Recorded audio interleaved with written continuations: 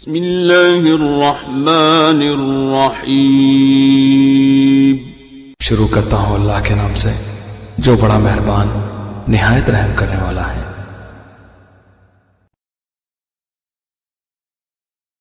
Islamic دعویٰ and guidance centre ul Lughat سعودی عرب کی پیشکش۔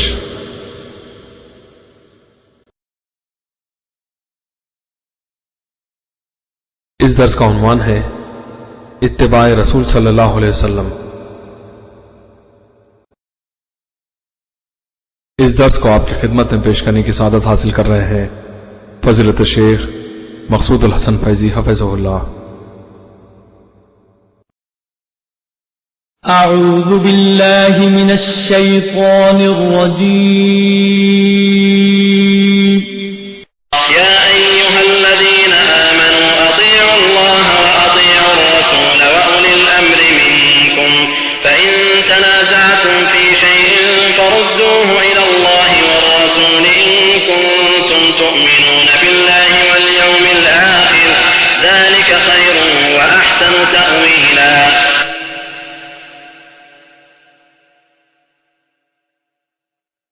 اے ایمان والو، فرما برداری کرو اللہ تعالیٰ کی اور فرما برداری کرو رسول صلی اللہ علیہ وسلم کی اور تم میں سے اختیار والوں کی۔ پھر اگر کسی چیز میں اختلاف کرو تو اسے لوٹاؤ اللہ تعالیٰ کی طرف اور رسول کی طرف اگر تمہیں اللہ تعالیٰ پر اور قیامت کے دن پر ایمان ہو تو۔ اعوذ باللہ من الشیطان الرجیم۔ بسم اللہ الرحمن الرحیم۔ هو الذي أرسل رسوله بالهدى ودين الحق ليظهره على الدين كله ولو كره المشركون۔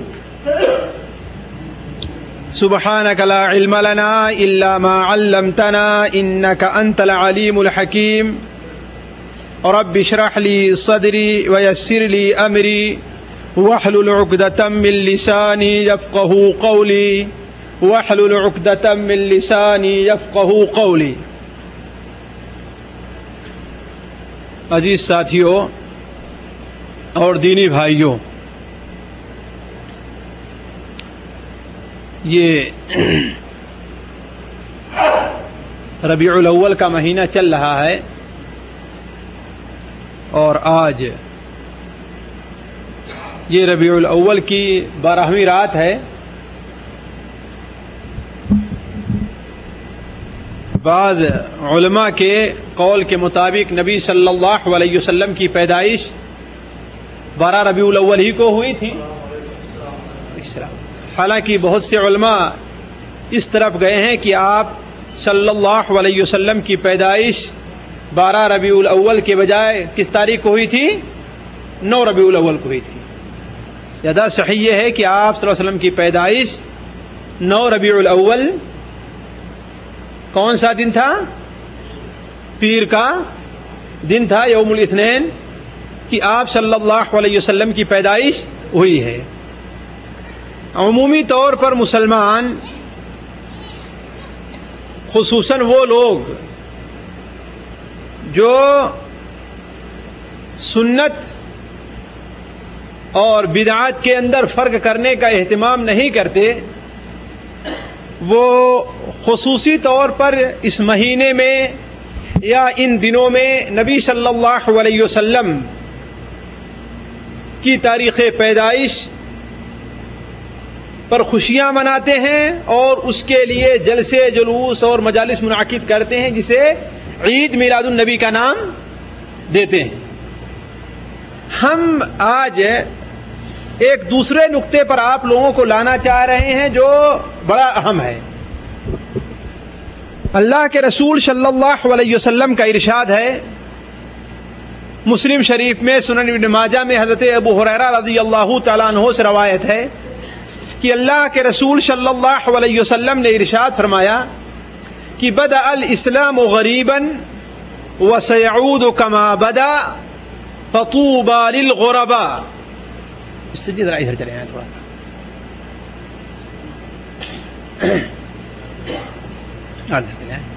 تاکہ بعد میں آنے والوں کے لیے جگہ رہے۔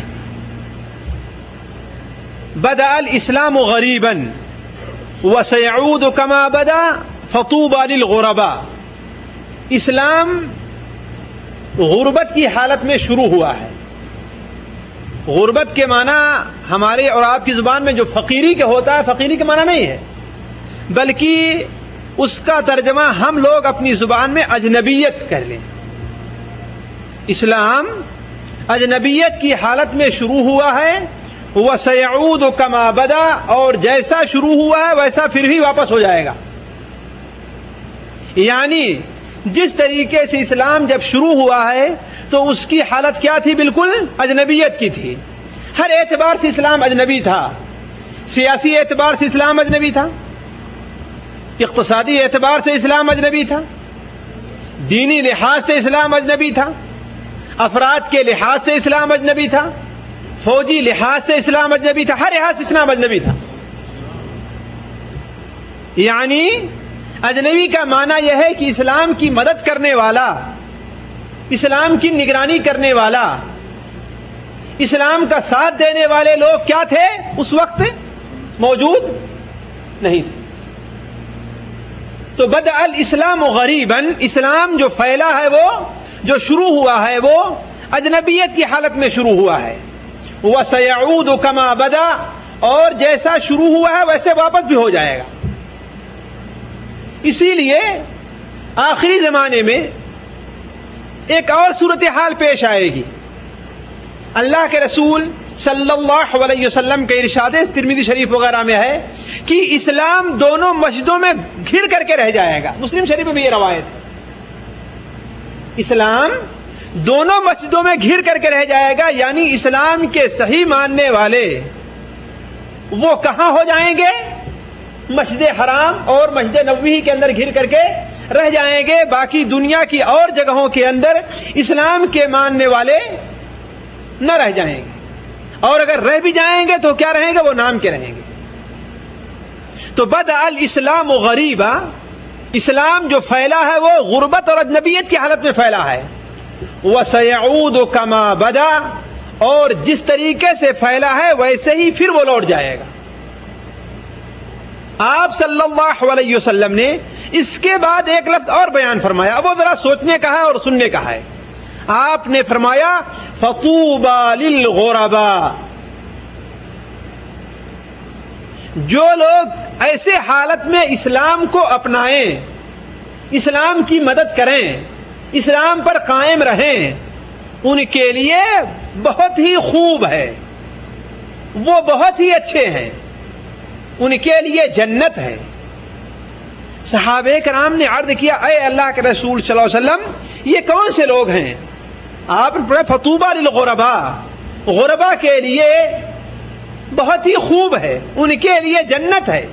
یہ کون سے لوگ ہیں؟ آپ صلی اللہ علیہ وسلم نے ان کی مختلف تعریف کی۔ کبھی تو آپ نے یہ بیان فرمایا کہ النزاع من القبائل، قبیلے سے، ہر شہر سے، ہر خاندان سے، ہر ملک سے، ہر ایریے سے چن چن کر کے لوگ اپنا ملک چھوڑ کر کے، اپنا خاندان چھوڑ کر کے، اپنا قبیلہ چھوڑ کر کے ایک جگہ اکٹھا ہو جائیں گے۔ وہ کہاں؟ جہاں پر دین کی خدمت کی جا رہی ہو۔ جس طریقے سے اللہ کے رسول صلی اللہ علیہ وسلم کے زمانے میں لوگ اپنے قبیلے کو، اپنے خاندان کو، اپنی بیوی کو، اپنے بچے کو، اپنی جائیداد کو، سب کچھ چھوڑ کر کے نکلے ہیں کہ نہیں نکلے ہیں؟ مکہ مکرمہ سے نکل کر کے مدینہ منورہ تشریف لے آئے، اپنی جائیداد بھی چھوڑ دی تھی، اپنے بیوی بچوں کو بھی چھوڑ دیا تھا، اپنے خاندان کو چھوڑ دیا، سارا کچھ چھوڑ دیا۔ اور غربا کی تعریف آپ نے دوسری حدیث میں یہ بیان فرمائی کہ اناس صالحون قلیل، نیک لوگ ہوں گے جو تھوڑے ہوں گے بہت سے برے لوگوں میں۔ وہ غربا کون ہیں؟ یعنی جو آخری ایام میں دین کی باتوں پر عمل کریں گے، جن کی تعریف اللہ کے رسول صلی اللہ علیہ وسلم نے یہ بیان فرمائی کہ طوبہ ہے ان کے لیے جنت ہے۔ کیا ہی خوب ہیں وہ لوگ، ان کے لیے بڑی آرام کی زندگی ہے جنت میں۔ تو وہ کون سے لوگ ہیں؟ آپ نے فرمایا نیک لوگ بڑے تھوڑے سے ہیں، جو بہت زیادہ برے لوگوں میں رہیں گے. نیک لوگ تھوڑے سے ہیں جو بہت زیادہ برے لوگوں میں رہیں گے. جو لوگ ان کی بات مانیں گے وہ بہت تھوڑے ہوں گے, اور جو ان کی باتوں کو نہ مانیں گے وہ لوگ بہت زیادہ ہوں گے. جو ان کی باتوں پر عمل کریں گے, جو ان کی باتوں کو قبول کریں گے وہ بڑے تھوڑے ہوں گے, اور حالانکہ اس معاشرے میں رہنے والے لوگ بہت زیادہ ہیں. لوگ اس معاشرے میں بہت زیادہ ہوں گے, تو زیادہ تر تو لوگ ان کی باتوں کو نہ مانیں گے, ان کی باتوں کو قبول نہ کریں گے, یہ لوگ برے ہوں گے, اور بڑے تھوڑے سے لوگ ہوں گے جو ان کی باتوں پر عمل کریں گے. تو غربا کی یہ تعریف جو آپ نے بیان فرمائی ہے وہ تقریباً ہر میدان میں اور خصوصاً اس صدی اور ان دنوں میں بڑے اچھی طریقے سے فٹ آتی ہے کہ نیک لوگوں کی باتوں پر عمل کرنے والے لوگ کیا ہیں؟ تھوڑے ہیں. حالانکہ معاشرے میں اور ماحول میں بہت زیادہ لوگ بس رہے ہیں, معاشرے اور ماحول میں بہت زیادہ لوگ بس رہے ہیں. تو ایسے موقع پر اگر کچھ لوگ ان لوگوں کی مدد کرتے ہیں, ان لوگوں کی باتوں پر عمل کرتے ہیں, تو اللہ تبارک و تعالیٰ کے نزدیک ان کا بڑا مقام ہے. دیکھیے ہم لوٹتے ہیں پھر اپنی بات کی طرف, کیا کہ اسلام پھیلا ہے اجنبیت کی حالت میں اور دوبارہ پھر پلٹ جائے گا جس حالت میں پھیلا تھا. یہ اجنبیت آخر تھی کیا؟ ذرا اس کے اوپر تھوڑی سی ہم لوگ نظر ڈالیں. جیسے کہ ہم نے اشارہ کیا یہ اجنبیت ہوگی, سیاست میں بھی اسلام اجنبی ہوگا, سیاسی طور پر ان کی مدد کرنے والے لوگ نہیں ہوں گے, اقتصادی طور پر معیشت کے طور پر مال میں بھی اجنبی ہوگا, یعنی ان کے پاس مال کی کمی ہوگی, افراد کے لحاظ سے بھی اجنبیت میں ہوگا, دین کے لحاظ سے بھی اجنبیت میں ہوگا. تو ذرا دیکھیں صحابہ کرام رضوان اللہ علیہم اجمعین, جیسا کہ اللہ کے رسول صلی اللہ علیہ وسلم نے ارشاد فرمایا کہ بدأ الاسلام غریبا, اسلام اجنبیت کی حالت میں پھیلا. دیکھیے اللہ کے رسول صلی اللہ علیہ وسلم مکہ مکرمہ میں کتنے دنوں تک رہے ہیں؟ مکہ مکرمہ میں آپ کی زندگی کتنے دنوں تک رہی ہے؟ جی نبوت کی زندگی 40 سال میں تو آپ کو نبی بنایا گیا ہے. آپ صلی اللہ علیہ وسلم کو 40 سال میں نبی بنایا گیا ہے. اللہ کے بندے کوئی آدمی تو ایک صحیح بتاؤ کتنا؟ 13 سال ہے. آپ صلی اللہ علیہ وسلم نبوت کی حالت میں مکہ مکرمہ میں کتنے سال رہے ہیں؟ 13 سال رہے ہیں. یہ معمولی موٹی موٹی چیزیں ہیں. نبی پر ایمان لانے کا ایک مفہوم یہ بھی ہے کہ نبی صلی اللہ علیہ وسلم کی زندگی کے بارے میں بھی ہم جانے. موٹی سی چیز ہے کہ آپ کی عمر کتنی تھی, کتنی عمر تھی آپ کو نبی بنایا گیا, کتنے دنوں تک آپ صلی اللہ علیہ وسلم نبوت میں زندہ رہے, کتنے دن آپ مکہ مکرمہ میں رہے, کتنے دن مدینہ منورہ میں رہے. یہ چیزیں تو ضروری ہے جاننے کے لیے ہمارے اور آپ کے لیے. اور اللہ کا شکر ہے اس وقت سیرت سے متعلق آپ کو ہر جگہ کتاب بھی مل جائے گی, کیسٹ بھی مل جائے گی. کوئی آدمی یہ کہے کہ ہاں بھائی یہ عذر نہیں پیش کر سکتا کہ ہاں ہمیں کوئی بتانے والا نہیں ملا. اس ماحول میں اس زمانے میں کوئی آدمی یہ عذر نہیں کر سکتا ہے کہ ہمیں یہ چیز کیسے معلوم ہو, اس لیے کہ آدمی پڑھ نہیں سکتا, کم سے کم سن تو سکتا ہے کہ نہیں سن سکتا. کیسٹیں آپ صلی اللہ علیہ وسلم کی سیرت سے متعلق آپ کو بھری ملیں گی, ہے کہ نہیں؟ بلکہ رمضان میں ارکان اسلام سے متعلق جو ہم نے آپ کے سامنے درس رکھا تو اس میں بھی بتایا تھا کہ ایک انسان کے اوپر واجب ہے کہ نبی صلی اللہ علیہ وسلم کے اوپر ایمان لے آئے. آپ پر ایمان لانے کے اندر یہ بھی داخل ہے کہ آپ کون تھے, کیا ہیں, کیسے تھے, یہ بھی داخل ہے. اور اس سے متعلق تقریباً 10 منٹ یا 5 منٹ ہم نے اس کیسٹ کے اندر رکھا کہ مجمل طور پر, اجمالی طور پر, مختصر طور پر نبی صلی اللہ علیہ وسلم کے بارے میں ایک مسلمان کو کتنی معلومات رکھنی چاہیے. تو بات یہاں سے نکلی تھی کہ نبی کریم صلی اللہ علیہ وسلم مدینہ منورہ میں کتنے دن, مکہ مکرمہ میں کتنے دنوں تک رہے ہیں؟ 13 سال. آپ کی نبوت کی زندگی 13 سال کی گزری ہے, اور آپ کو نبی جب بنایا گیا آپ کی عمر کتنی تھی؟ 40 سال کی تھی. گویا کہ آپ صلی اللہ علیہ وسلم مکہ مکرمہ میں پیدائش سے لے کر کے ہجرت تک کتنے سال رہے؟ 53 سال. ہجرت سے پیدائش سے لے کر کے ہجرت تک کتنے سالوں تک رہے؟ 53 سالوں تک. البتہ نبوت جب آپ کی زندگی دعوت کی گزری ہے وہ کتنی رہی ہے؟ وہ 13 سال رہی ہے. ان 13 سالوں کے اندر کتنے لوگ مسلمان ہوئے ہیں؟ تصور کریں آپ لوگ. ان 13 سالوں میں ظاہر بات نبی صلی اللہ علیہ وسلم کے سے بہتر انداز دعوت کا کوئی اختیار کر سکتا ہے؟ نہیں کر سکتا. اتنی محنت کوئی کر سکتا ہے؟ نہیں کر سکتا. اتنے اچھے انداز میں لوگوں کو دین کی بات کوئی بتا سکتا ہے؟ نہیں بتا سکتا. لیکن آپ 13 سال تک رہے ہیں مکہ مکرمہ میں. کتنے لوگ ایمان لے آئے آپ کے اوپر؟ ہاں مالک 200 رہے ہوں گے, 300 کچھ بھی رہے ہوں گے, بچے بوڑھے سب ملا کر کے. اس کی صحیح تعداد نہیں بھر ہوئی ہے, لیکن یہ ہے کہ کم سے کم 500 تو نہیں پہنچے تھے. 13 سال کی زندگی بہت بڑی زندگی ہوتی ہے, اور وہ بھی دن رات آپ صلی اللہ علیہ وسلم لوگوں کو دعوت دے رہے ہیں. آپ سے بہترین انداز استعمال کرنے والا کوئی نہیں ہے, لیکن اسلام قبول کرنے والے لوگ تھوڑے سے ہیں. اس کا اندازہ اس سے لگائیے کہ حضرت عمر فاروق رضی اللہ تعالیٰ عنہ اسلام کب قبول کیے ہیں؟ نبوت کے 6 سال کے بعد قبول کیے ہیں. 7ویں سال قبول کیے ہوں, 8ویں سال قبول کیے ہوں, 9ویں سال قبول, اللہ بہتر جانتا ہے. بلکہ امام ابن کثیر رحمہ اللہ کا خیال ہے کہ نبوت کے 9ویں سال اسلام قبول کیے ہیں وہ. حالانکہ یہ بات تضا نہیں ہے, آپ نے اس سے پہلے اسلام قبول کیا ہے, لیکن 6 کے بعد اسلام قبول کیا ہے. یعنی نبوت کے 6 سال گزر گئے تھے تب آپ اسلام قبول کیے. اور آپ کے بارے میں سیرت نگار لکھتے ہیں کہ آپ اسلام لے آئے ہیں تو 40 کی تعداد پوری ہو گئی. جب آپ اسلام قبول کیے ہیں تو 40 کی تعداد پوری ہو گئی ہے. اور میں یہ سمجھتا ہوں تعداد اور زیادہ بھی تھی, لیکن صحیح تعداد کسی کو معلوم کیوں نہیں تھی؟ وجہ کیا ہے؟ لوگوں کو صحیح تعداد کیوں نہیں معلوم تھی؟ اس لیے کہ کتنے ایسے لوگ تھے مسلمان تھے لیکن ظاہر نہیں کرتے تھے اپنے کو. وہ لوگ مسلمان تو تھے لیکن اپنا اسلام ظاہر نہیں کرتے. کیوں؟ اس لیے خاندان والے دشمن ہو جائیں گے, اپنے محلے والے دشمن ہو جائیں گے, اور سارے سالے دشمن تو تھے ہی.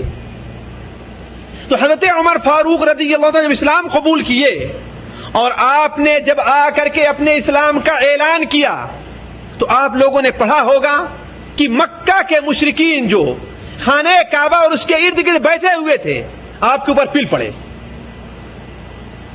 آپ ان کے پاس صبح کو گئے ہیں, آپ اکیلے ہیں حضرت عمر فاروق رضی اللہ تعالیٰ عنہ, لیکن کافروں کی ایک جماعت ہے, سارے مل کر کے پل پڑے, آپ کو مار رہے ہیں, آپ ان کی مار کا جواب دے رہے ہیں, اور پوری مار پیٹ ہاتھ سے ہو رہی ہے. یہاں تک کہ دوپہر ہونے لگی اور آپ اکیلے سب سے لڑتے لڑتے تھک کر کے بیٹھ گئے, اس لیے کہ اکیلے ہیں اور کسی مسلمان کی یہ ہمت نہیں پڑ رہی کہ انہیں بچانے کے لیے چلا ہے. عاص بن وائل جو ابھی کافر تھا اور شاید حضرت عمر فاروق رضی اللہ عنہ کے ماموں تھے, انہیں جب معلوم ہوا وہ بھاگ کر کے آئے ہیں, کہ ارے بدبختو, کیا تم جان چاہتے ہو کہ اگر اسے مار ڈالے تو بنو عدی تمہیں چھوڑیں گے؟ چنانچہ لوگ بالکل ہٹ گئے. حضرت عمر فاروق رضی اللہ تعالیٰ ان سے لڑ رہے تھے, اور جب تھک کر کے بیٹھ گئے وہ مار رہے ہیں. اس وقت آپ نے کہا تھا کہ اے لوگو, جو کچھ تمہیں کرنا ہے کر لو, اگر 300 بھی آدمی مجھے مل جاتے, یہ بیان کرنے کا میرا مقصد, اگر 300 لوگ بھی مل جاتے میرے ساتھ تو یا تو مکہ مکرمہ میں ہم رہتے یا تو پھر تم رہتے.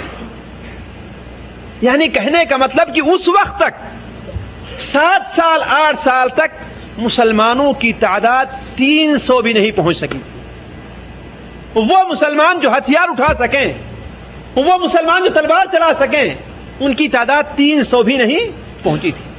یہ تھا اجنبیت کا حال, یہ مسلمانوں کی اجنبیت کا حال تھا. اس حال میں اسلام شروع ہوا ہے, اسلام کی ابتدا جو ہے اس حال میں ہوئی ہے. اور دین سے متعلق اجنبیت کا حال یہ تھا دین سے متعلق اجنبیت کا حال یہ تھا کہ جو لوگ اسلام قبول بھی کر لیتے تھے، اسلام جو لوگ قبول کر لیتے تھے، وہ ظاہر میں قرآن نہیں پڑھ سکتے تھے، ظاہر میں آ کر کے نماز نہیں پڑھ سکتے تھے۔ اللہ کے رسول صلی اللہ علیہ وسلم حالانکہ آپ کی طرف سے آپ کا خاندان مکمل طور پر دفاع کرتا تھا، آپ کے چچا آپ کی مدد کرتے تھے، لیکن اس کے باوجود آپ جب نماز پڑھنے کھڑے ہوتے تھے تو بسا اوقات کیا ہوتا تھا، اللہ کے رسول صلی اللہ علیہ وسلم کے اوپر ایک بار سے بخاری شریف میں ہے، عقبہ ابن ابی معیط بدبخت نے کیا کیا، اونٹ کی اوجھڑی اسے بتایا گیا کہ دیکھو محمد، اللہم صلی علی محمد صلی اللہ علیہ وسلم نماز پڑھ رہے ہیں، تم میں سے کوئی ہے جو اونٹ فلاں قبیلے نے جو ذبح کیا ہے اس کی جو اوجھڑی ہے ظاہر بات بکری کی طرح نہیں ہوگی، بہت بھاری ہوگی، کیا کوئی ہے جو لا کر کے اس کے سر پہ رکھ دے؟ چنانچہ عقبہ ابن معیط بدبخت اٹھا اور لا کر کے آپ کے سر گردن پر رکھ دیا۔ اتنی وزنی تھی کہ آپ صلی اللہ علیہ وسلم اپنا سر نہیں اٹھا سکے، اور کسی مسلمان کی یہ طاقت نہیں ہوتی تھی، یہ ہمت نہیں ہوتی تھی کہ آ کر کے اسے ہٹا دے۔ اتنی غربت اجنبیت کا حال تھا، اتنی کمزوری کا حال تھا مسلمانوں کا۔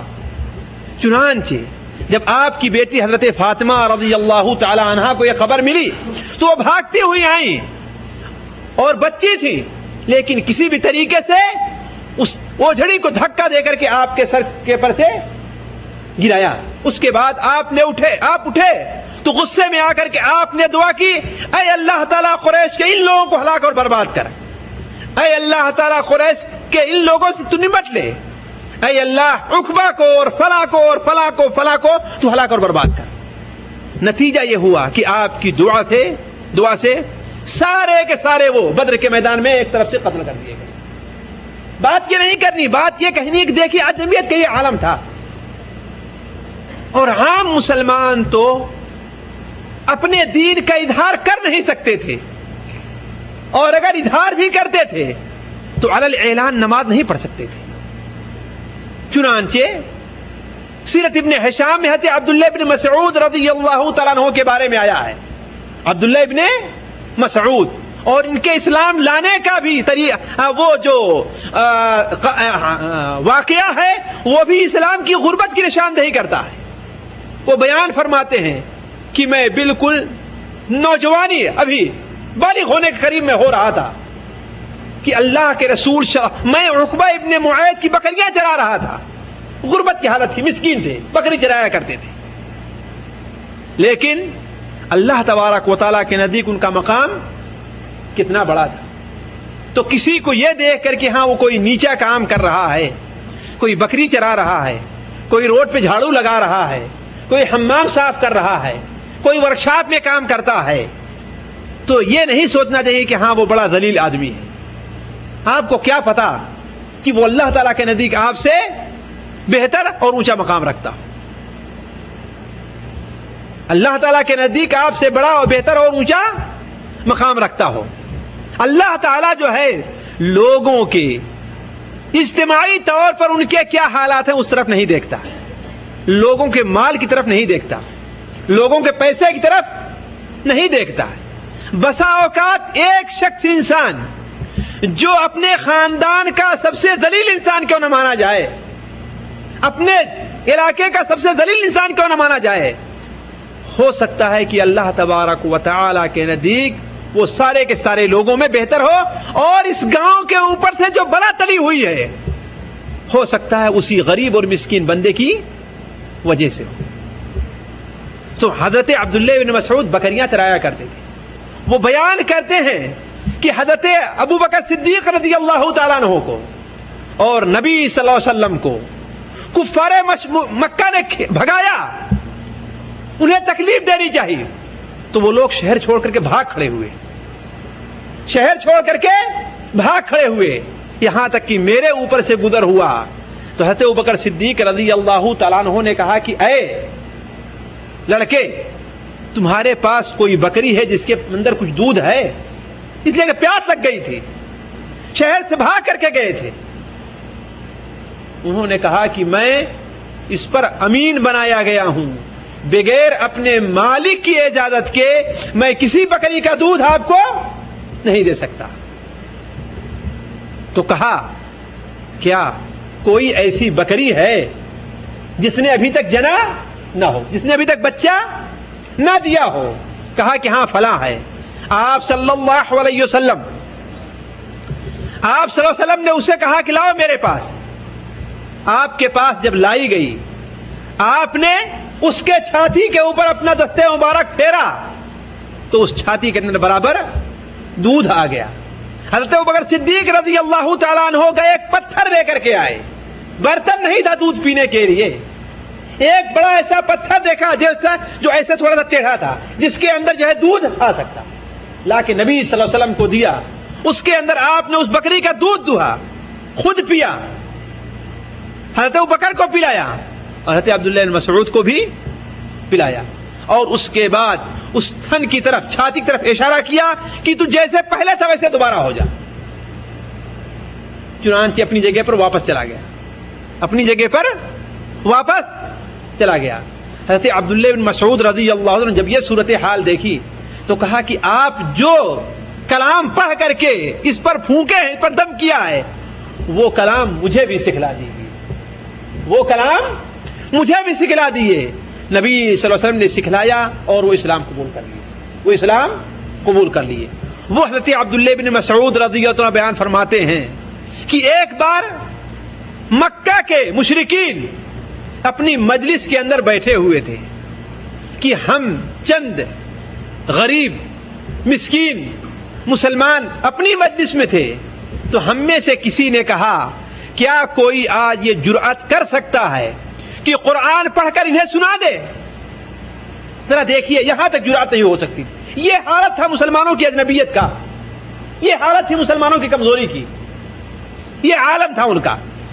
حضرت عبداللہ بن مسعود رضی اللہ عنہ فرمایا کہ میں تیار ہوں اس کے لیے۔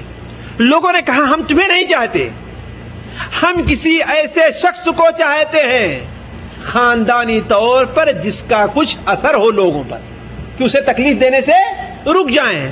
تمہارا خاندانی طور پر کوئی اثر نہیں ہے، تمہیں تو چٹکیوں میں بجا دیں گے۔ لیکن حضرت عبداللہ بن مسعود رضی اللہ عنہ اٹھے اور جا کر کے حجر میں سورہ الرحمن کی تلاوت کرنی شروع کر دی۔ کس کی؟ سورہ الرحمن کی۔ ایک آواز اٹھی، مشرکین نے کہا آخر یہ کس چیز کی آواز ہے، یہ آواز کہاں سے آ رہی ہے؟ تو کسی نے کہا یہ تو وہ کلام لگ رہا ہے جو محمد صلی اللہ علیہ وسلم لے کر کے آئے ہیں۔ کہا اچھا، کسی کی اتنی جرأت ہے کہ اعلان پڑھنا شروع کر دے اس کلام کو؟ چنانچہ لوگ آئے اور عبداللہ بن مسعود کو مارنا پیٹنا شروع کیا، چہرہ للہان ہو گیا۔ وہ پڑھتے جا رہے تھے، وہ لوگ مار رہے تھے، وہ پڑھ رہے تھے، وہ مار رہے تھے، یہاں تک کہ جتنا پڑھنے کی نیت کی تھی اتنا پڑھ لے گئے، جتنا پڑھنے کی نیت کی تھی اتنا پڑھ لے گئے۔ پھر جب خاموش ہو گئے اور اپنے ساتھیوں کے پاس گئے تو ساتھیوں نے کہا دیکھو ہمیں اسی چیز کا ڈر تھا، تمہارے اوپر ہمیں جو ڈر تھا وہ اسی چیز کا تھا۔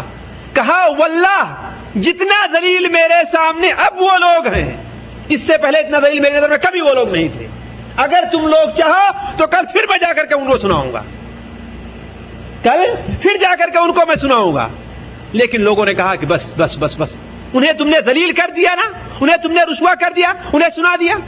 تو عرض کرنے کا مقصد یہ ہے کہ مسلمانوں کو عملی طور پر بھی یہ اجنبیت کا حال تھا کہ وہ لوگ اللہ کے رسول صلی اللہ علیہ وسلم کے بتائے ہوئے طریقے کے اوپر عمل بھی نہیں کر سکتے تھے۔ اسی طریقے سے سیاست کے طور پر بھی مسلمانوں کی اجنبیت تو حد سے زیادہ بڑی ہوئی تھی۔ دنیا کا کوئی قبیلہ ایسا نہیں تھا، دنیا کا کوئی ملک ایسا نہیں تھا جو مسلمانوں کو قبول کرنے کے لیے تیار ہوں۔ یہ باتیں میں آپ لوگوں کے سامنے اس لیے رکھ رہا ہوں کہ اسلام کے ساتھ جو اس وقت حالات پیدا ہو رہے ہیں کوئی نئی بات نہیں ہے، یہ کوئی نئی بات نہیں ہے۔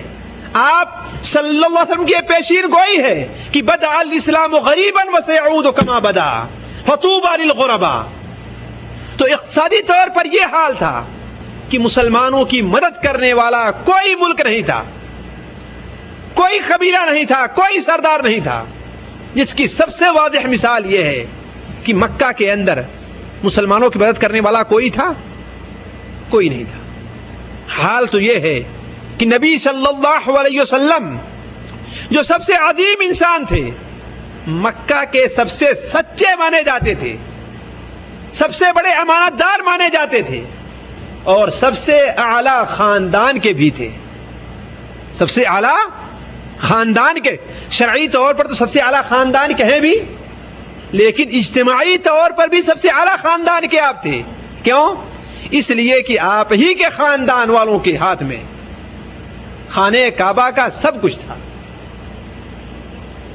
آپ کے چچا جو تھے، آپ کے دادا جو تھے، خانہ کعبہ کے متولی تھے۔ وہ آپ کے چچا حضرت عباس، حاجیوں کو زمزم کے پانی پلانے کی ذمہ داری آپ ہی کے اوپر تھی۔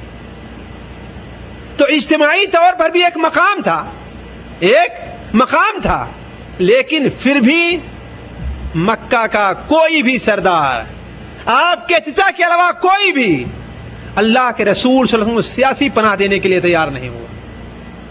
سیاسی پناہ دینے کے لیے تیار نہیں ہوا۔ مسلمانوں کی بات چھوڑ دیجیے، نبی صلی اللہ علیہ وسلم کوئی پناہ دینے کے لیے تیار نہیں تھا، بلکہ اس کے خلاف آپ کے اوپر پتھر برستے تھے، آپ کو تکلیف دی جاتی تھی، آپ کو گالیاں دی جاتی تھی۔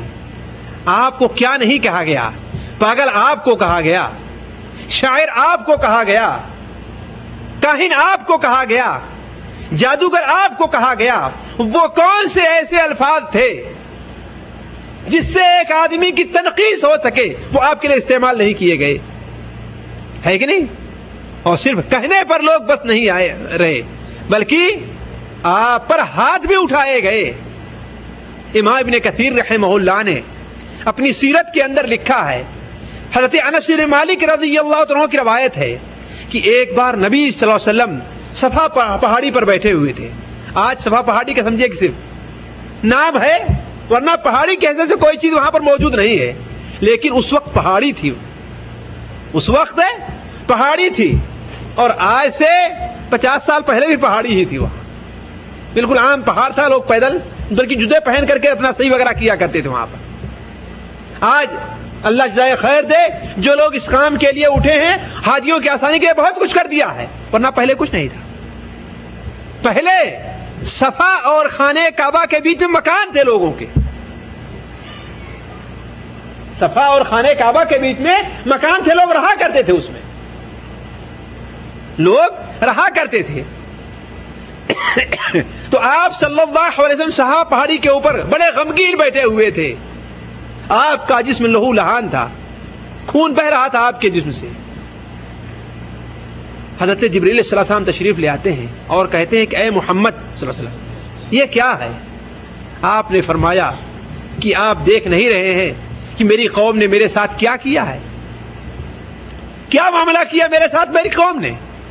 حضرت جبریل علیہ السلام نے جب آپ کو پریشان دیکھا تو کہا کیا آپ چاہتے ہیں کہ آپ کو کوئی نشانی میں دکھلاؤں جس سے آپ کا عظیم ہونا، جس سے آپ کا بڑا ہونا ظاہر ہو جائے؟ آپ نے کہا کہ ہاں۔ دور وادی میں ایک درخت دکھائی دیا کھڑا ہوا، حضرت جبریل علیہ السلام نے فرمایا کہ اسے اشارہ کیجئے کہ آپ کے قریب آ جائے۔ آپ نے اشارہ کیا اور آہستہ آہستہ چل کر کے وہ درخت آپ کے سامنے آ کر کے کھڑا ہو گیا۔ حضرت جبریل علیہ السلام نے فرمایا کہ پھر حکم دیجئے کہ واپس چلا جائے۔ اللہ کے رسول صلی اللہ علیہ وسلم نے حکم دیا اور درخت واپس چلا گیا۔ حضرت جبریل نے فرمایا کہ اور کچھ چاہیے آپ کو؟ آپ نے فرمایا کہ بس بس بس بس بس، یہ اشارہ کرنا تھا، آپ کا یہ مقام ہے، اور آپ ان کے مارنے سے، ان کی تکلیف دینے کی باتوں سے پریشان ہوتے ہیں، آپ کیوں تکلیف میں پڑتے ہیں؟ اللہ نے آپ کا بہت اونچا مقام رکھا ہے۔ تو عرض کرنے کا مقصد سیاسی طور پر نبی صلی اللہ علیہ وسلم کوئی مقام نہیں تھا، مکہ کے لوگوں نے آپ کی کوئی مدد نہیں کی، اور جب چچا کا آپ کے انتقال ہو گیا، جو چچا بوڑھے ہونے کے باوجود بھی اگرچہ کفر کی حالت میں تھے، لیکن پھر بھی نبی صلی اللہ علیہ وسلم کی مکمل طور پر مدد کیا کرتے تھے۔ رحمت للعالمین کے اندر لکھا ہوا ہے کہ ایک بار نبی صلی اللہ علیہ وسلم تشریف لے آئے گھر میں، آپ کے چہرے کے اوپر آپ کے جسم پر مٹی پڑی ہوئی تھی، جسم سے خون بہ رہا تھا. آپ کی ایک بیٹی پانی لے کر کے آپ کے زخموں کو، آپ کے اوپر سے مٹی کو دھوتے جاتی تھی اور روتی جاتی تھی. آپ نے فرمایا کہ اے بیٹی رو نہیں، اللہ تعالیٰ تمہارے باپ کو ضائع نہیں کرے گا، اللہ تعالیٰ تمہارے باپ کو ضائع نہیں کرے گا. اور فرمایا جب تک ابو طالب زندہ تھے قریش میرے خلاف اتنا نہیں ہو سکے اور مجھے اتنی تکلیف نہیں دے سکے جتنا اب دے رہے ہیں. آپ صلی اللہ علیہ وسلم کے چچا کے جب انتقال ہو گیا، آپ تشریف لے گئے کہاں؟ طائف میں. کس لیے؟ سیاسی پناہ جسے اس زمانے میں کہتے ہیں، اس زمانے میں جسے سیاسی پناہ کہا جاتا ہے، آپ اس کے لیے تشریف لے گئے. لیکن وہاں بھی آپ کے ساتھ کیا معاملہ پیش آیا آپ لوگوں نے بار بار سنا ہے. صرف اسی پر بس نہیں، بلکہ نبی صلی اللہ علیہ وسلم حج کے ایام میں جب لوگ حج کرنے آیا کرتے تھے تو آپ ایک ایک قبیلے والے کے پاس جا کر کہا کرتے تھے کہ اے لوگو، اللہ تبارک و تعالی نے مجھے تمہاری طرف اپنا نبی بنا کر بھیجا ہے. اے لوگو، میں توحید لے کر کے آیا ہوں. اے لوگو، اللہ کی وحدانیت کا اقرار کرو اور بتوں کی پوجا کو چھوڑ دو.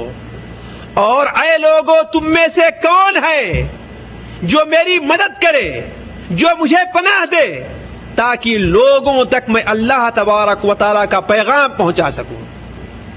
لیکن کوئی بھی تیار نہیں ہوا. یہاں تک صورتحال پہنچی کہ آپ ہر قبیلے والے کے پاس جایا کرتے تھے حج کے موسم میں، لیکن کوئی قبیلہ آپ کو سیاسی پناہ دینے کے لیے تیار نہیں ہوتا تھا. جب آپ صلی اللہ علیہ وسلم بڑے تنگ ہو گئے تو اس وقت اللہ تعالیٰ نے آپ کو معراج کرائی تھی.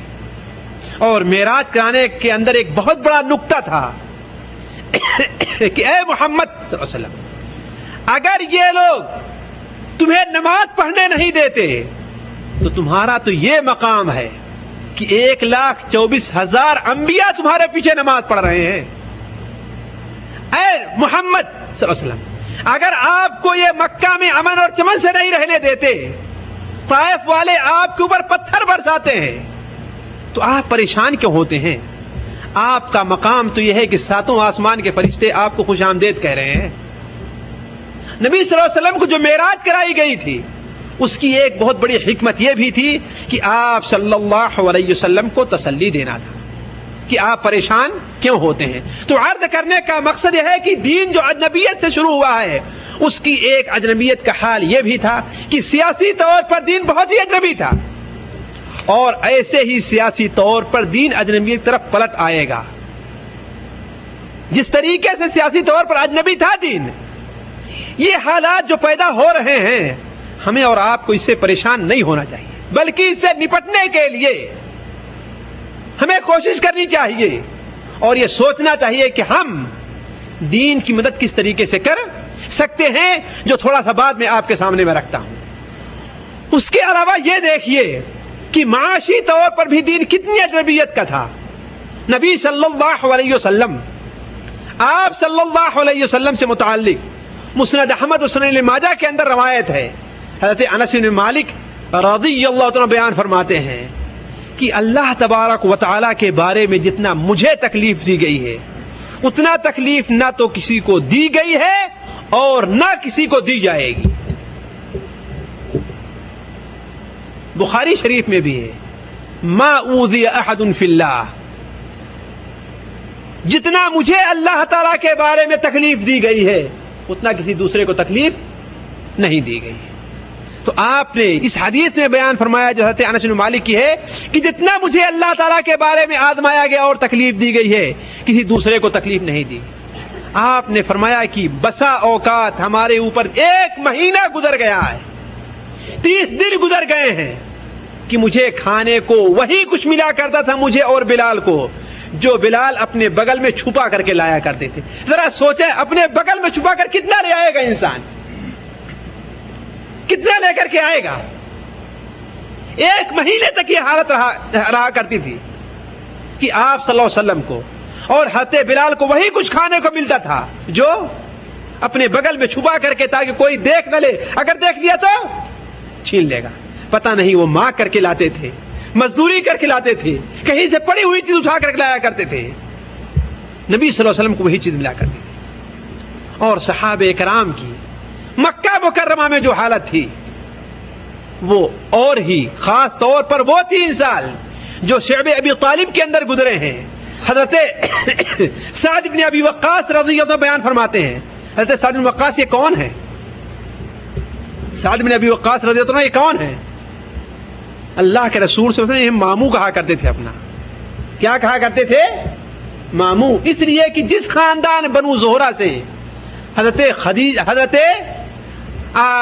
آمنہ تھی, اسی سے وہ حضرت سعد بن ابی وقاص رضی اللہ تعالیٰ عنہ تھے. بلکہ آپ کہا کرتے تھے کہ یہ میرے ماموں ہیں, لائے دکھائے کوئی میرے ماموں جیسا کسی کا ماموں ہو تو یہ میرے ماموں ہیں. فخر سے کہا کرتے تھے آپ صلی اللہ علیہ وسلم کہ یہ میرے ماموں ہیں, ہے کسی کا ماموں تو لا کر کے دکھلائے. اور 10 ان صحابہ میں ہیں, ذرا دیکھیں جو مقام ہے, 10 ان صحابہ میں ہیں جنہیں اللہ کے رسول صلی اللہ علیہ وسلم نے دنیا ہی میں جنت کی خوشخبری دی تھی. حضرت سعد بن ابی وقاص بیان فرماتے ہیں کہ 1 ہفتے تک میں دیکھا کہ میں اسلام لانے والوں میں تیسرا تھا, کوئی چوتھا اسلام لانے والا آدمی نہیں تھا, کوئی چوتھا اسلام لانے والا آدمی نہیں تھا. یہ اپنی زندگی کے بعد واقعات بیان کرتے ہیں. ایک بار بیان کرتے ہیں کہ ہم لوگ جب جنگ میں جایا کرتے تھے اللہ کے رسول صلی اللہ علیہ وسلم کے ساتھ تو درخت کے پتے کھایا کرتے تھے. کہا حتیٰ کہ ہم بیت الخلا جاتے تھے تو ہم سے بھی جس طریقے سے بکریاں میگنیاں نہیں ہگتی ہیں ایسے ہمارے جسم نکلا کرتی تھی. اس لیے کہ ہم صرف پتے ملتے تھے کھانے کے لیے درخت کے, بس اور کوئی چیز ملتی نہیں تھی. یہ تھی معیشت میں ان کی پریشانی. بلکہ اس سے بھی عجیب چیز انہوں نے بیان فرمایا کہ ایک بار مجھے بڑی بھوک لگی, بڑی سخت بھوک لگی, اور شاید یہ شعب ابی طالب کا واقعہ ہے. کہا کہ میں راستے میں جا رہا تھا تو میرے پاؤں کے نیچے کوئی نرم چیز محسوس ہوئی, کوئی ایسی چیز محسوس کہ وہ نرم ہے. کہا اسے اٹھا کر کے میں کھا گیا, نگل لے گیا. آج تک مجھے نہیں معلوم کہ وہ کیا چیز تھی. کوئی حلال چیز تھی جسے میں کھایا, کوئی زندہ چیز تھی, یا کیا چیز تھی اللہ بہتر جانتا ہے. کہا یہ بھوک کا میرے عالم تھا اس وقت, میں اتنا تڑپ رہا تھا بھوک سے کہ راستے میں جا رہا دیکھا کوئی نرم چیز ہے, اسے اٹھا کر کے میں کھا گیا, سوچا بھی نہیں کہ یہ کیا ہے. اس لیے سوچتے تھے کہیں ایسی چیز نہ جو کھانے لائق نہ ہو تو. اور اپنا ایک اور عجیب واقعہ بیان کیا ہے سعد بن ابی وقاص. ایسے کتنے صحابہ کے واقعات ہیں, لیکن صرف مثال میں دے رہا ہوں. وہ بیان فرماتے ہیں کہ ایک بار رات میں پیشاب کرنے کے لیے نکلا. ذرا دیکھیں اور سوچیں کہ غریب ہونا, معیشت کے اعتبار سے کمزور ہونا کسی انسان کی اللہ تعالیٰ کے نزدیک برے ہونے کی دلیل نہیں. اگر یہ دلیل ہوتی تو سب سے غریب کون ہوتا؟ قارون ہوتا. سب سے غریب قارون ہوتا, اور سب سے غریب, سب سے مالدار نبی صلی اللہ علیہ وسلم ہوتے. لیکن یہ معیار نہیں. تو حضرت سعد بن ابی وقاص رضی اللہ عنہ بیان فرماتے ہیں کہ میں رات میں نکلا پیشاب کرنے کے لیے, بڑی سخت بھوک لگی تھی. جب پیشاب کیا تو جب پیشاب کے میرے چھینٹے پڑنے لگے تو ایسا محسوس ہوا کہ یہ زمین نہیں ہے, کوئی اور چیز ہے, یہ کوئی اور چیز ہے. تو کہا اس کو ہم نے اٹھا لیا. وہ اونٹ کا ایک چمڑا, دیکھیے اس پر پیشاب کیا ہے, وہ اونٹ کا ایک چمڑا تھا, لایا, اسے ہم نے دھولا اور دھول کر کے اسے پہلے جلایا, جلا کر کے اس کا صفوف بنایا, اور 3 دن تک اسے ہی منہ میں رکھ کر کے پانی پیتا تھا اور اسی پر گزارا کیا ہے. ذرا سوچیں وہ کتنا بڑا ٹکڑا رہا ہوگا, اسی پر پیشاب کیا ہے. لیکن مجبوری ہے, زندہ رہنا ہے, اور زندہ رہنے کے لیے پیٹ کے اندر کوئی چیز جانی چاہیے. زندہ رہنے کے لیے پیٹ کے اندر کوئی چیز جانی چاہیے. ترمذی شریف پہ ہے کہ نبی صلی اللہ علیہ وسلم جب نماز پڑھنے کھڑے ہوتے تھے تو بعض صحابہ کرام بھوک کی تاب نہ لا کر کے بے ہوش ہو کر کے گر جایا کرتے تھے. لوگ سمجھتے تھے کہ انہیں مرگی کی بیماری ہو گئی، حالانکہ انہیں مرگی کی بیماری نہیں ہوتی تھی. کیا ہوتا تھا؟ وہ بیچارے بھوک سے رہا کرتے تھے. اور کہا کہ ان کے پاس جو کپڑے رہا کرتے تھے وہ اپنے کپڑے کو ایسے لے کر کے یہاں پہ لا کر کے باندھ، صرف ایک کپڑا رہا کرتا تھا. نبی صلی اللہ علیہ وسلم نے عورتوں کو منع کر دیا کہ سجدے سے اپنا سر اٹھانے میں جلد بازی سے کام نہ لیں. کون؟ عورتیں. سجدے سے اس لیے کہ آپ کے ساتھ مسجد نبوی میں عورتیں بھی نماز پڑھا کرتی تھی. سجدے سے سر اٹھانے میں جلد بازی سے کام نہ لیں. کیوں؟ ہو سکتا ہے کہ کوئی مسلمان سجدے میں گیا ہوا ہے اور اس کا سطر کھل گیا ہو، اس لیے کپڑا تنگ تھا. کپڑا تنگ تھا. یہ حال تھا مسلمانوں کا، اور یہ حال تھی صحابہ کی غربت کا. تو عرض کر رہا تھا میں آپ لوگوں سے کہ دین کی اجنبیت کا یہ حال تھا کہ اللہ کے رسول صلی اللہ علیہ وسلم زمانے میں خصوصاً مکہ مکرمہ کی جو زندگی تھی مسلمانوں کی، مسلمان سیاسی اعتبار سے بھی اجنبی تھا، اقتصادی اعتبار سے بھی اجنبی تھا، افراد کے اعتبار سے بھی اجنبی تھا، اور مسلمان دین پر عمل کے اعتبار سے بھی اجنبی تھا. ایک چیز اور آپ کے سامنے میں رکھتا چلوں، جو اس وقت کے حالات پر بہت فٹ پڑ رہا ہے. ان تمام چیزوں کے باوجود مشرکین نے لوگوں کو اسلام سے روکنے کے لیے کیا کیا طریقے استعمال کیے ہیں. وہ بہت طریقے ہیں. ان میں چند طریقے اگر آپ دیکھنا چاہیں تو شیخ صفی الرحمن حافظہ اللہ کی کتاب تجلیات نبوت میں دیکھ لیں. ان کی کتاب تجلیات نبوت میں دیکھ لیں کہ مکہ کے مشرکین لوگوں کو دین سے روکنے کے لیے کیا کیا حربے استعمال کرتے تھے. ان میں سے دو ایک میں آپ کے سامنے رکھتا ہوں، اور ذرا سوچیں کیا وہ اس زمانے میں فٹ پڑ رہا ہے نہیں پڑ رہا ہے. پہلا حربہ جو استعمال کرتے تھے وہ حربہ یہ تھا کہ جو لوگ مسلمان ہونا چاہتے تھے، جو لوگ مسلمان ہونا چاہتے تھے، ان کے دلوں کے اندر شکوک پیدا کرنا چاہتے تھے. وہ لوگ انہیں شک اور شبہے کے اندر ڈالنا چاہتے تھے کہ ہر آدمی پڑھ لیتا ہے، لیکن قرآن کو سمجھنے کے لیے کہ کیا اس کے اندر ہے، اس کو ترجمہ سے اس کو پڑھنے کے لیے، اس پر غور کرنے کے لیے کس پر لوگ زیادہ توجہ دیتے ہیں. دوسرا طریقہ اس نے یہ استعمال کیا تھا کہ چند لونڈیوں کو اس نے تیار کیا، چند لونڈیوں کو اس نے تیار کیا، اور وہ لونڈیوں کی مجلس جمایا کرتا تھا جو ناچتی تھی اور گایا کرتی تھی. یہ کس لیے تھا؟ مسلمانوں کو دین سے ان کے اور قرآن سے روکنے کے لیے. اور آج بھی آپ نے دیکھا ہوگا کہ وہ ملک جو دنیا کا گنڈا ہے اور جو دنیا کے اندر امن کے نام سے فساد پھیلانا چاہتا ہے، جب ایک اسلامی ملک پر قبضہ کرتا ہے تو وہاں پر اس نے کیا کچھ کیا ہے. بلو فلمیں تک لا کر کے مفت تقسیم کیا ہے مسلمانوں کے بیچ میں. آخر یہ کیا، یہ بے نہیں وہی صورت نہیں ہے جو مکہ کے مشرکین نے استعمال کیا تھا. وَمِنَ النَّاسِ مَن يَشْتَرِي لَهْوَ الْحَدِيثِ لِيُضِلَّ عَن سَبِيلِ اللَّهِ بِغَيْرِ عِلْمٍ وَيَتَّخِذَهَا هُزُوًا. اسی بارے میں یہ آیت نازل ہوئی ہے. تو عرض کرنے کا مقصد یہ ہے کہ جو اس غربت کی حالت میں جو طریقے اس وقت استعمال کیے جا رہے تھے، آج بھی بین ہی وہی طریقے استعمال کیے جا رہے ہیں. اب سوال یہ ہے کہ ہمیں اور آپ کو کرنا کیا چاہیے. یہ ایک سوال ہے. کیا یہ باتیں صرف سننے کی اور ختم ہو جانے کی ہیں؟ آپ نے فرمایا ہے کہ اسلام، آپ صلی اللہ علیہ وسلم نے فرمایا کہ اسلام غربت کی حالت میں پھیلا ہے، اجنبیت کی حالت میں پھیلا اور دوبارہ ویسے پلٹ جائے گا، بس معاملہ ختم ہو گیا. ایسا نہیں ہے. نبی صلی اللہ علیہ وسلم نے جہاں پر ان حالات سے متعلق ہمیں اور آپ کو متنبہ کیا ہے، ہمیں اور آپ کو ان حالات سے نپٹنے کے طریقے کی طرف اشارہ کیا ہے. مثال کے طور پر ایک حدیث مسند احمد اور ابو داؤد میں حضرت ثوبان رضی اللہ عنہ سے مروی ہے. ذرا غور کریں کہ یہ حدیث اس وقت کتنی فٹ پڑ رہی ہے ہمارے اور آپ کے اوپر. اللہ کے رسول صلی اللہ علیہ وسلم نے ارشاد فرمایا، یوشک ان تداعى علیکم الامم کما تداعى الاکلۃ الی قصعتها. وہ وقت دور نہیں ہے کہ تمہارے اوپر دنیا کی قومیں اسی طریقے سے پل پڑیں گی جس طریقے سے بھوکے کھانے والے کھانے کے پیالے کے اوپر پل پڑتے ہیں. اگر آپ لوگوں کو کبھی موقع ملا ہو جو قیدیوں کو خوب بھوکا رکھا جاتا ہے اور لا کر کے میدان میں کھانا رکھ دیا جاتا ہے, وہ کس طریقے سے کھانے کی طرف دوڑتے ہیں اور پل پڑتے ہیں. اور اگر خود تجربہ نہیں ہوا ہے تو کسی سے پوچھ لیے جس نے یہ صورتحال دیکھی ہو. کہا اسی طریقے سے دنیا کی قومیں تمہارے اوپر پل پڑے گی. دنیا کی قومیں تمہارے اوپر پل پڑے گی. ہر قوم چاہے گی کہ مسلمانوں کا کتنا قتل عام ہم کر دیں,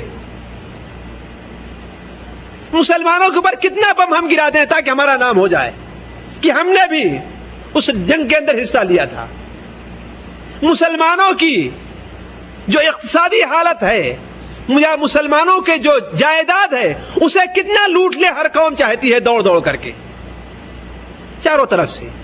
میں تفصیل نہیں بیان کرنا چاہتا ایک ایک چیز کی, لیکن ذرا سوچیں ایک ناحیے سے کہ اس وقت مسلمانوں کے اوپر کس طریقے سے قومیں پل پڑ رہی ہیں. صحابہ کرام نے عرض کیا اے اللہ کے رسول صلی اللہ علیہ وسلم, کیا اس وقت ہم لوگ تھوڑے ہوں گے؟ اس وقت ہم لوگ تھوڑے ہوں گے؟ آپ نے فرمایا کہ نہیں, اس وقت تم تو بہت زیادہ ہوگے, لیکن تمہاری مثال جو ہوگی وہ سیلاب کی جھاگ کی طریقے سے ہوگی. جس طریقے جھاگ جتنی کچھ بھی رہے پانی نیچے بہتا چلا جاتا ہے, جھاگ روک نہیں پاتا پانی کو. روک لیتا ہے پانی کو, نہیں روک پاتا ہے. اسی طریقے تم بہت زیادہ ہوگے لیکن تمہاری مثال وہی جھاگ جیسی ہوگی. کہا اے اللہ کے رسول صلی اللہ علیہ وسلم, یہ صورتحال کیسے پیش آئے گی؟ اللہ کے رسول نے ارشاد فرمایا آپ صلی اللہ علیہ وسلم نے کہ اللہ تبارک و تعالی تمہارے دشمنوں کے دلوں سے تمہارا خوف نکال دے گا.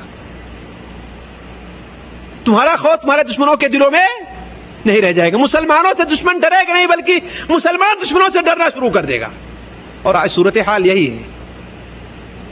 عام طور پر مسلمانوں سے کوئی دشمن ڈرتا نہیں ہے, وہ اللہ کے کہیں چند بندے ہیں جن سے دنیا کانپ رہی ہے, لیکن عام طور پر جو مسلمانوں کی صورتحال ہے ان سے کوئی ڈرتا نہیں ہے. بلکہ ایک شخص ٹیلی ویژن میں یہ بھی دیکھا گیا کہ ایک کافر ہے, مسلمانوں کی ایک جماعت ہے, اور ایک معمولی سے ڈنڈا لیا اور سب کو دوڑا رہا ہے, بھگے جا رہے ہیں مسلمان.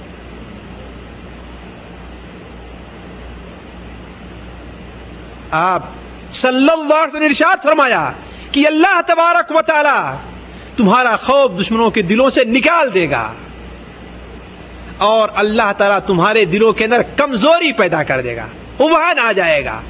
صحابہ کرام نے کہا کمزوری کیا چیز ہے؟ تو آپ صلی اللہ علیہ وسلم نے ارشاد فرمایا کہ دنیا کی محبت تمہارے دلوں میں آ جائے گی, اور موت سے تم لوگ نفرت کرنے لگو گے, ڈرنے لگو گے. جہاں موت سے نفرت پیدا ہوگی اور دنیا کی محبت آ جائے گی, اس وقت دنیا کا یہ حال ہوگا. لیکن ایک بات اور عرض کر دوں, یہ امت کی عمومی حالت ہوگی, ورنہ امت کی ایک جماعت قیامت تک ایسی رہے گی جو دین پر رہ کر کے لڑائی کرتی رہے گی اور دشمن اس سے ڈرتا رہے گا. یہ دنیا کے مسلمانوں کی عمومی حالت کا بیان ہو رہا ہے. ابو داؤد شریف کی ایک روایت میں اور آپ نے بیان فرمایا تھا, عبداللہ ابن عمر سے مروی ہے کہ آپ نے بیان فرمایا صلی اللہ علیہ وسلم, اذا تبایعتم بالعینہ, جب خرید و فروخت کے اندر تم مشغول ہو جاؤ گے, واخذتم اذناب البقر, اور بیلوں کی دم تم پکڑ لو گے, یعنی کھیتی باڑی کے اندر مشغول ہو جاؤ گے, وترکتم الجہاد فی سبیل اللہ, اور اللہ تعالیٰ کے راستے میں جہاد کو تم چھوڑ دو گے. آج مسلمان جہاد کے نام سے ڈرتا ہے, اور جتنے یہاں پر ہمارے بھائی موجود ہیں ان میں سے پوچھا جائے کہ تم نے کبھی جہاد کے لیے سوچا ہے؟ اور سوچا ہے, زبان سے ہر آدمی کہے گا ہم نے سوچا ہے, ہر آدمی کہے گا ہم نے سوچا ہے, لیکن پوچھا جائے کیا تیاری کی ہے تم نے, تو یہ بھی نہیں. وہ تو ورزش بھی نہیں کر پاتا ہے, وہ کہ موقع ملے تو اس کے جسم کے اندر پھرتی رہے, یہ بھی نہیں کر پاتا مسلمان, جبکہ اس کو دنیا کی کوئی قوم نہیں منع کرتی ہے, دنیا کا کوئی ملک اس سے نہیں روکتا تمہیں کہ کم سے کم ورزش تو کرے مسلمان, اس کے جسم کے اندر پھرتی تو ہے, سستی تو نہ رہے. ابھی 20-25 سال کی عمر ہے لیکن جوڑوں میں درد ہوتا ہے کہ نہیں ہے؟ 20-25 سال کی عمر ہے لیکن جوڑوں میں درد پیدا ہوتا ہے. 20-25 سال کی عمر ہے لیکن شوگر کی بیماری ہو گئی ہے. کیوں؟ اس لیے کہ محنت نہیں کرتا ہے, محنت نہیں کرتا ہے. تو وَتَرَكْتُمُ الْجِهَادَ فِي سَبِيلِ اللَّهِ, اور اللہ تعالیٰ کے راستے میں جہاد کرنا تم چھوڑ دو گے, تو اللہ تبارک و تعالیٰ تمہارے اوپر ذلت کو مسلط کر دے گا. اللہ تمہارے اوپر ذلت کو مسلط کر دے گا, اور یہ ذلت اس وقت تک ختم نہیں ہوگی جب تک کہ تم اپنے دین کی طرف نہیں پلٹو گے. یہ علاج بنایا ہے نبی کریم صلی اللہ علیہ وسلم. دنیا کے اندر کوئی دوسرا علاج نہیں ہو سکتا ہے, کوئی دوسرا علاج نہیں ہے. نہ علاج امریکہ کے پاس ہے, نہ علاج ہندوستان کے پاس ہے, نہ علاج رشیا کے پاس ہے. کسی کے پاس علاج نہیں ہے. علاج اگر ہے تو کس کے پاس ہے؟ حضرت محمد صلی اللہ علیہ وسلم کے پاس ہے. وہ کیا علاج ہے؟ یہاں تک اپنے دین کی طرف تم لوگ پلٹ نہ آؤ, اور جہاں دین کی طرف پلٹو گے اللہ تبارک و تعالیٰ تمہاری مدد کر دے گا. تو یہ علاج ہے, اسے استعمال کرنے کی ضرورت ہے کہ مسلمان اپنے دین کی طرف پلٹے, اور اگر دین کی طرف نہیں پلٹا تو اس کی ذلت کبھی ختم ہونے والی نہیں ہے. وہ دین کی طرف پلٹے ہی تھے. عبداللہ بن مسعود رضی اللہ تعالیٰ عنہ کیا کہہ رہے تھے؟ کافر لوگ مار رہے تھے, لیکن جتنا انہیں پڑھ کر سنا تھا پڑھ کر سنا کر کہتے ہیں. یہ دین پر قائم رہنے ہی کی مثال ہے. کہتے حضرت عمر فاروق اکیلے تھے اور ساری قوم کے لوگ مار رہے ہیں. وہ کہتے ہیں ارے بدبختو کیا میرا بگاڑو گے, کاش کہ مجھے 300 ایسے لوگ مل جاتے تو آج تمہیں مکے میں رہنا تمہارا دشوار کر دیتے ہیں. تکلیفیں تو ہوں گی, ڈنڈے تو پڑیں گے, لیکن انسان کی نفس کی جو عزت ہے وہ عزت مسلمان کو نہیں کھونا چاہیے. اور یہ عزت کب آئے گی؟ جب مسلمان دین کی طرف پلٹے گا. اور اس کے 3 اصول ہیں. میں اس اصول کی طرف نہیں جانا چاہتا, صرف 3 مختصر طور پر آپ کے سامنے بیان کر دوں. وہ کیا ہے؟ اللہ کا تقوی اختیار کیا جائے, آپس میں اتفاق کیا جائے, اور اللہ اور اس کے رسول کی اطاعت کی جائے. اللہ کا تقوی اختیار کیا جائے, اور آپس میں اتفاق پیدا کیا جائے, اور اللہ اور اس کے رسول کی اطاعت کی جائے. آج کسی چیز کے بارے میں کہا جاتا ہے کہ یہ چیز ناجائز ہے, یہ چیز مکروہ ہے, تو ہم سوچنا شروع کرتے ہیں کہ صحیح میں ہے. مولوی صاحب صحیح بتائیں کہ صحیح ہے, یہ کوئی گنجائش نہیں ہے نکلنے کے لیے اس کو. تو ہمارے یہاں کے مولوی صاحب لوگ کیوں نہیں بتائے اس کو ہمیں؟ ابھی 2-4 دن پہلے کی بات ہے, پہلے نہیں. نماز کا معاملہ اتنا اہم ہے, ایک صاحب نے ہم سے کہا اتنا اہم معاملہ نماز کا ہے. میں تو سمجھتا تھا کہ بس بالکل نماز بھی ایسی آزادانہ چیز ہے, تمہیں پڑھنا ہے پڑھو, نہیں تو نہ پڑھو. تو کہا پھر ہمارے یہاں لوگ پڑھتے کیوں نہیں ہیں؟ 10% بھی لوگ نماز نہیں پڑھتے ہیں, تو اس کا نتیجہ بھی مسلمان بھگت رہا ہے. اور یہ وہ اصول ہے جو نبی صلی اللہ علیہ وسلم نے سورہ انفال کی پہلی آیت میں دیا. آپ لوگ جا کے ترجمہ اٹھا کر کے پڑھ لیں گے. پہلی آیت میں دیا ہے وَيَسْأَلُونَكَ عَنِ الْأَنْفَالِ, آپ سے لوگ انفال کے بارے میں پوچھتے ہیں, آپ کہہ دیجئے کہ یہ مال غنیمت اللہ اور اس کے رسول کے لیے ہے. فَاتَّقُوا اللَّهَ وَأَصْلِحُوا ذَاتَ بَيْنِكُمْ وَأَطِيعُوا اللَّهَ وَرَسُولَهُ. یہ دیکھ لیجئے 3 اصول دیا ہے. فَاتَّقُوا اللَّهَ, اللہ سے ڈرو, وَأَصْلِحُوا ذَاتَ بَيْنِكُمْ, اور اپنے اندر اتفاق پیدا کر لو, ہے کہ نہیں؟ اور تیسری چیز کیا ہے؟ اللہ اور اس کے رسول کی اطاعت کرو. یہ ہے مسلمانوں کا علاج. اگر مسلمان اس کے اوپر چلا تو اس کا علاج ہے وہ دین کی طرف پلٹا, اور اسے عزت کی زندگی ملے گی. اور اگر نہیں تو اسے ذلت کی زندگی بسر کرنی ہوگی. اللہ تعالیٰ سے دعا ہے کہ اللہ تعالیٰ ہمیں اور آپ کو دین کی طرف پلٹنے کی توفیق عطا فرمائے. اللہ تعالیٰ جب تک ہمیں زندہ رکھے, اسلام کے اوپر زندہ رکھے, ہماری اور آپ کی مفاد ہو تو دین اسلام کے اوپر ہو. اللہ تعالیٰ مسلمانوں کے مسائل کو حل کر دے. اللہ تعالیٰ مسلمانوں کو عزت نصیب فرمائے. اللہ تعالیٰ مسلمانوں کو یہ توفیق بخشے کہ وہ اللہ اور اس کے رسول کی اطاعت کی طرف دوبارہ پلٹے, اور یہی اس کی عزت کا سرچشمہ ہے. اللہ تعالیٰ ہمیں اور آپ کو یہاں پر بیٹھنے کی برکت سے دین پر عمل کرنے اور اس پر جمے رہنے کی توفیق عطا فرمائے. اللہ تعالیٰ ہمارا اور آپ کا یہاں پر بیٹھنا قبول فرمائے. یہاں جمع ہونے کی برکت سے اللہ تعالیٰ ہمارے اور آپ کے گناہوں کو معاف کر دے. ربنا تقبل منا انك انت السميع العليم وتب علينا انك انت التواب الرحيم وصلى الله على نبينا محمد وبارك وسلم.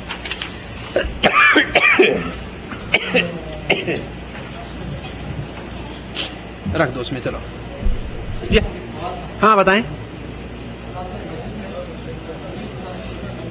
جی.